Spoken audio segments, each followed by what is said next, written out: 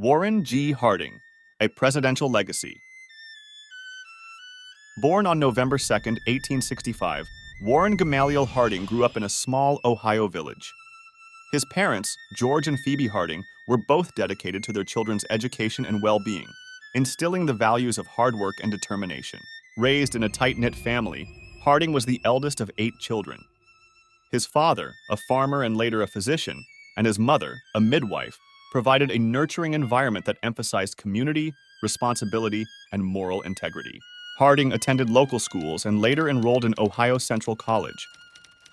He was known for his oratory skills and leadership qualities.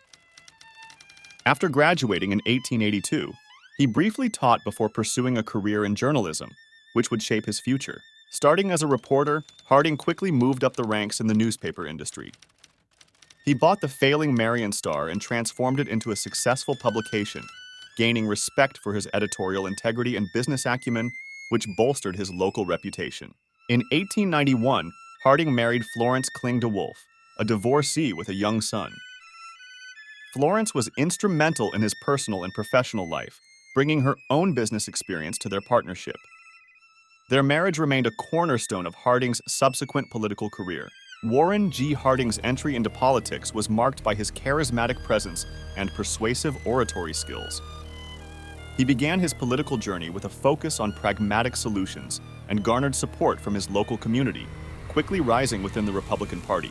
Harding's service in the Ohio State Senate showcased his commitment to conservative values, advocating for business interests and infrastructure development.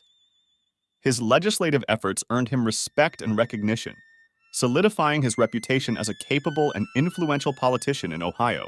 As Lieutenant Governor of Ohio, Harding balanced administrative duties with a growing ambition for higher office. His tenure was marked by effective governance and strategic alliances, which positioned him as a formidable figure within the state's political landscape. Harding's U.S. Senate career was characterized by his alignment with pro-business policies and moderate stances. He navigated the complexities of national politics with diplomacy, gaining a reputation as a consensus builder and a dependable Republican voice in the Senate. The presidential campaign of 1920 saw Harding emerge as a unifying candidate amidst a divided nation. His promise of a return to normalcy resonated with war-weary Americans, leading to a decisive victory and setting the stage for his presidency. Warren G. Harding was inaugurated as the 29th President of the United States on March 4, 1921. His presidency marked a return to normalcy, emphasizing stability and conservative values in the post-World War I era. Harding's domestic policies focused on reducing government intervention in the economy. He promoted tax cuts, deregulation, and pro-business initiatives, aiming to stimulate economic growth.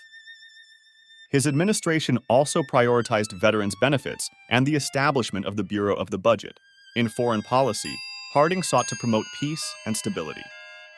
He supported the Washington Naval Conference, which led to significant naval disarmament agreements among major powers. His administration also worked to rebuild European economies through debt restructuring. The Teapot Dome scandal emerged as a major controversy during Harding's presidency. It involved the illegal leasing of naval oil reserves to private companies.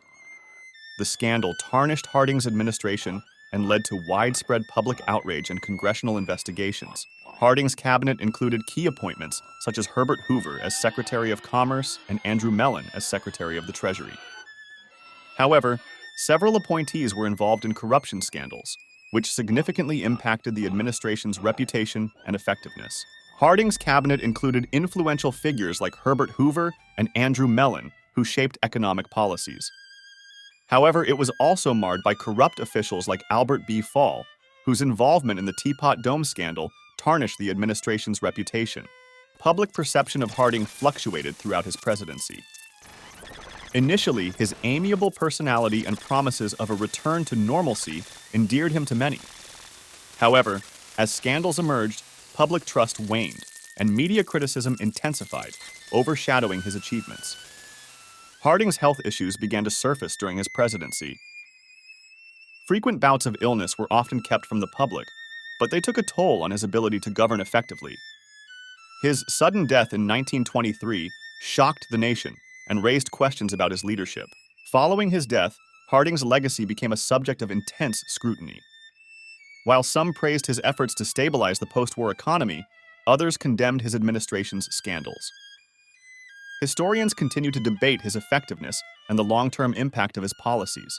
In the years after his presidency, Harding's reputation suffered significantly due to the numerous scandals uncovered.